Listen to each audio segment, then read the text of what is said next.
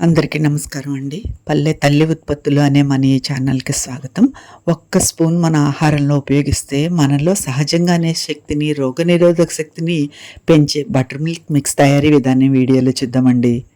ముందుగా ఒక కేజీన్నర అల్లం తీసుకుని శుభ్రం చేసి ముక్కలుగా చేసి 2 రోజులు ఎండలో పెట్టి పొడి చేశానండి. 85 గ్రాముల పొడి వచ్చిందండి కేజీన్నరకి. ఇప్పుడు మార్కెట్లో పచ్చి అల్లమే వస్తుంది. పాత అల్లం అయితే ఇంకొంచెం తూకం వచ్చినేమో అండి మరి.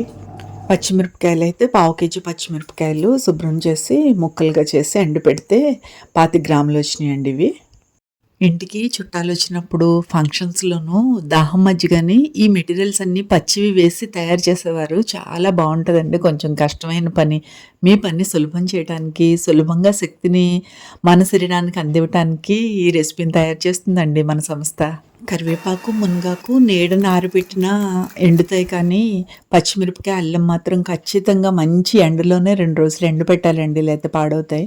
ఈ ఆకుకూరలు సూర్యభగవాను నుంచి శక్తిని నింపుకొని ఆ శక్తిని మనం ఉపయోగిస్తే చాలు మనకు అందిస్తాయండి. సులభంగా రక్తాన్ని శుద్ధి చేస్తాయి, రక్తాన్ని వృద్ధి చేస్తాయి. మజ్జిగలో కరివేపాకు బాగుంటుంది కానీ మునగాకు ఏం బాగుంటుంది అనుకుంటున్నారా? నేను కలిపి తాగి చూసి బాగున్న తర్వాత మా వారికి ఇచ్చానండి. ఎలా ఉందండి మజ్జిగ అంటే బాగుందన్నారు. ఏమాత్రం బాగోకపోయినా నిర్మోహమాటంగా చెప్పేస్తారండి.